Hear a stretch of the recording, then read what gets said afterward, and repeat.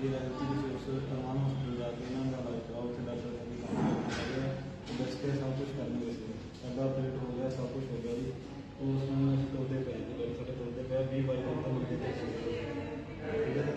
खुश हो जी? हाँ जी खुश हो जी।